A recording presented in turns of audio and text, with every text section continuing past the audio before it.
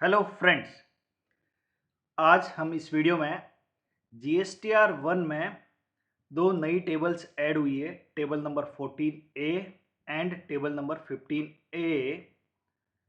उनको समझते हैं।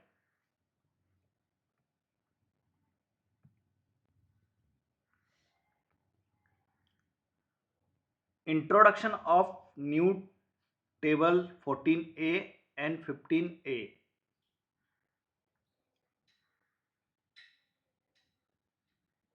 ये टेबल्स ऐड किए to report the amendment, the transactions जो आपने ओरिजिनली रिपोर्ट किए थे under table number 14 and table number 15 में।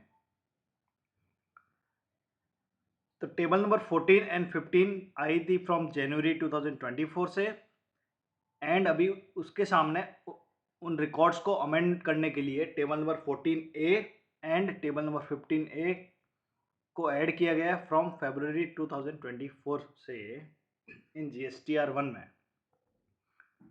तो इसके लिए एक एडवाइजरी दी है जीएसटीआई ने, तो उससे समझते हैं डिटेल में।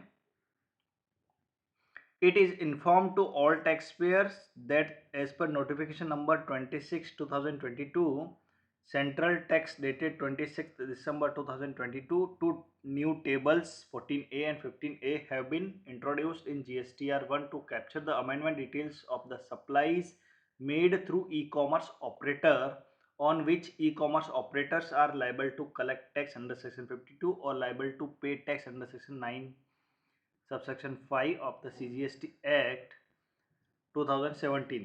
These tables have now been made live on the GST common portal and will be available in GSTR1 or Invoice Furnishing Facility IFF from February 2024 tax periods onwards.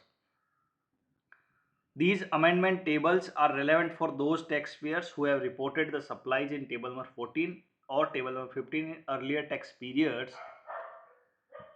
तो table number 14A and 14A को insert किया है by notification number 26 2022 जो आया था 26 दिसंबर 2022 को।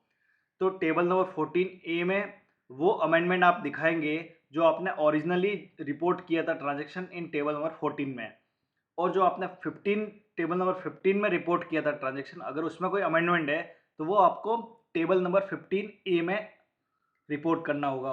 उससे related अगर कोई भी अमेंडमेंट है तो टेबल नंबर 14 का अमेंडमेंट टेबल नंबर 14A में, एंड टेबल नंबर 15 का अमेंडमेंट टेबल नंबर 15A में होगा। तो table number 14A and 15A अभी फरवरी 2024 एंड उसके बाद के टैक्स पीरियड्स के लिए लाइव कर दिया गया है ऑन जीएसटी पोर्टल पे। ठीक है, तो अभी आप अपना कोई अमेंडमेंट है इन टेबल नंबर 14 और टेबल नंबर 15 में, तो वो आप table number 14A and table number 15A में आप रिपोर्ट कर सकते हैं अमेंडमेंट को। ठीक है,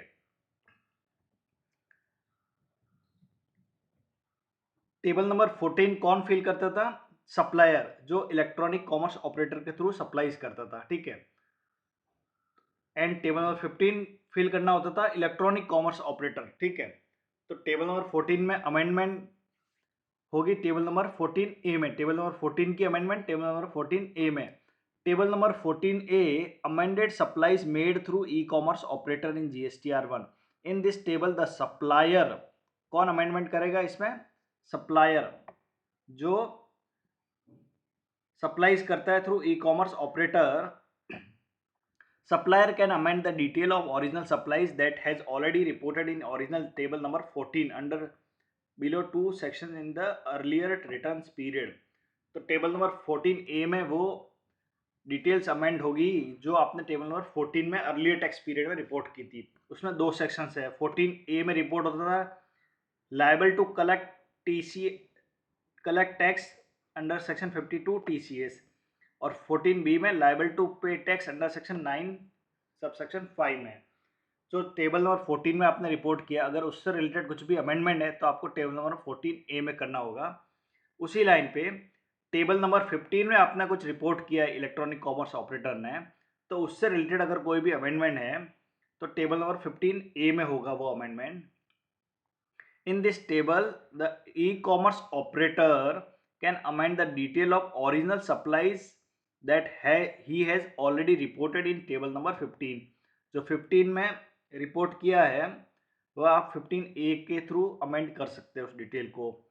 इसमें 4 सेक्शंस थे, registered supplier and registered recipient B2B, registered supplier and unregistered recipient B2C, unregistered supplier and registered recipient, unregistered supplier and unregistered recipient.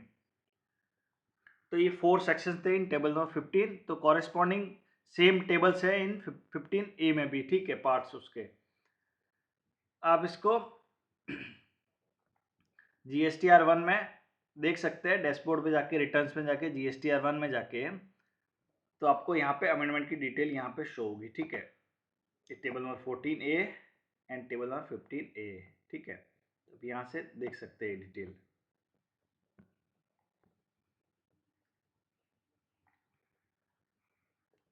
अभी जो अमेंडेड डिटेल होगी, amended taxable values will be auto populated from table 14A-B to 311 part second of GSTR 3B, उसमें auto populate होगी ये figures.